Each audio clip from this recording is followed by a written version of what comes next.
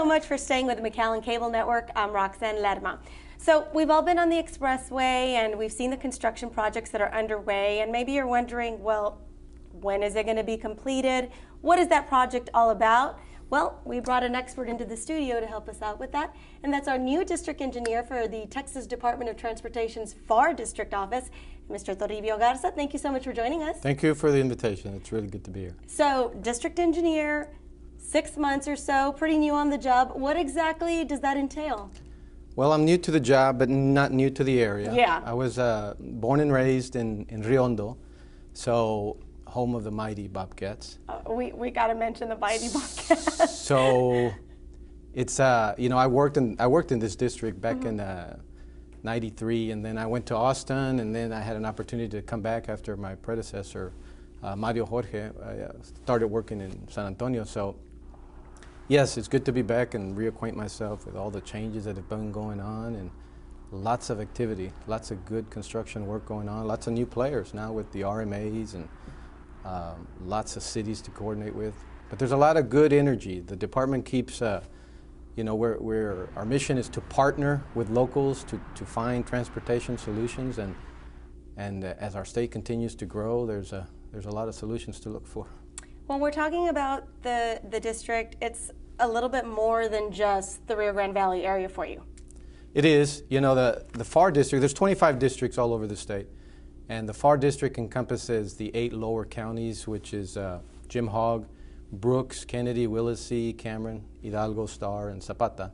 So over 6,000 miles of highways and close to 1,000 bridges on system and off system that we oversee. So it's a big area. So as the district engineer, you oversee that entire area. What exactly is your role in all of that?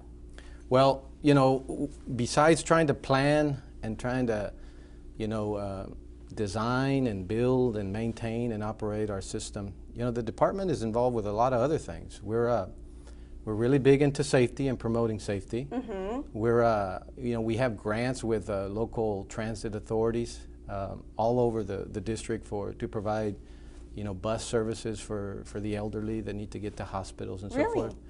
We're involved with the airports to provide assistance for their maintenance of the airports, the Adopt a Highway program, and there's a lot of things that people really they may not be aware of, but we're in a lot of places of the communities. I think TxDOT is a little bit synonymous with those community outreach. I mean, we know a lot about like the Click It or Ticket and the Adopt a Highway. How important are those projects to your department? They're critical. They're critical. Nothing is more important than safety. You know, we wear wristbands and we wear ribbons because next week is Work Zone Awareness Week. Oh, okay. And you mentioned a lot of the construction going on in our area and throughout the state. Sad to say, you know, last year there was 459 people, Texans, that died on our highways because they were involved in an accident where there was a distracted driver involved. And so, kind of like in baseball, where you get behind the plate and your only focus is to hit the ball, we're trying to educate our communities to, when you get behind the wheel, that should be your only focus. Concentrate on that. So I got my little bracelet here before we started, and it's, you know, to save a life and not be a distracted driver. So what exactly are we talking about when we're talking about distractions? Texting and driving. Or even talking on the phone. Yeah. Or even some people put makeup on. Others read.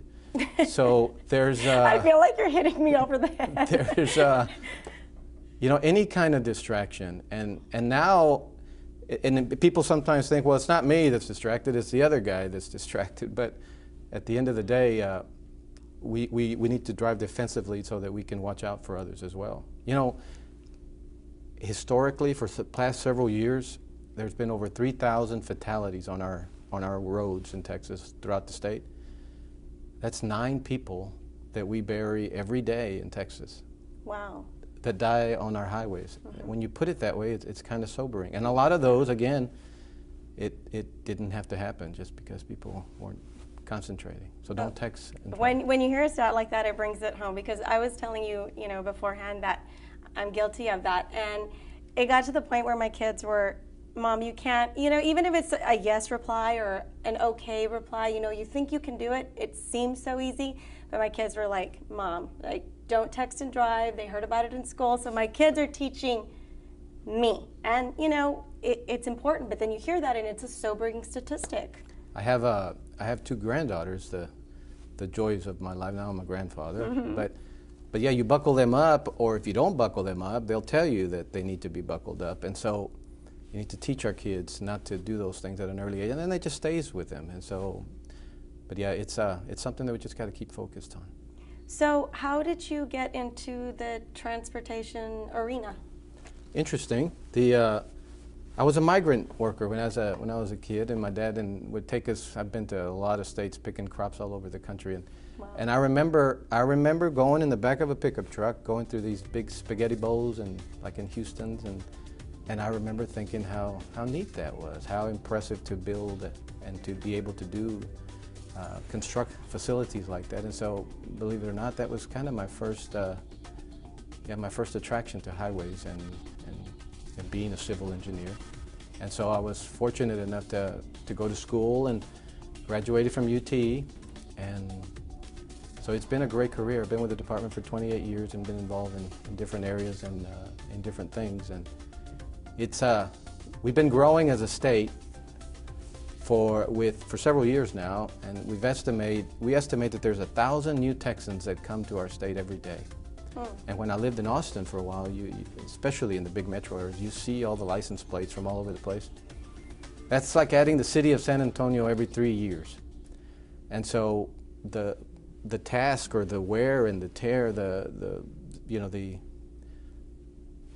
all of that increased traffic just takes a toll on our facilities. And so it's challenging, and it's going to continue to get challenging.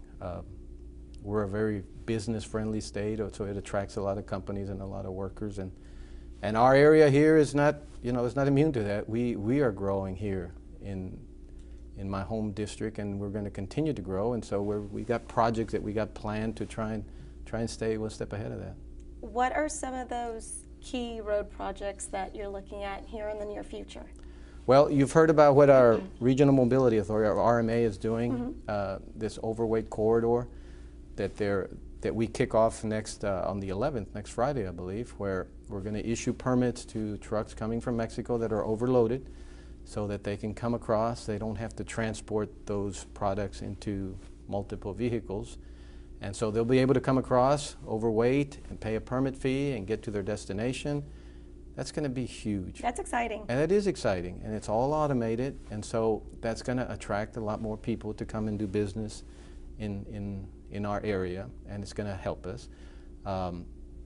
We have the La Jolla Relief Route. That's a good project that's going to go around La Jolla. That's going to $80 million project that we hope to go to construction next year about this time. That's going to take traffic away from the existing route.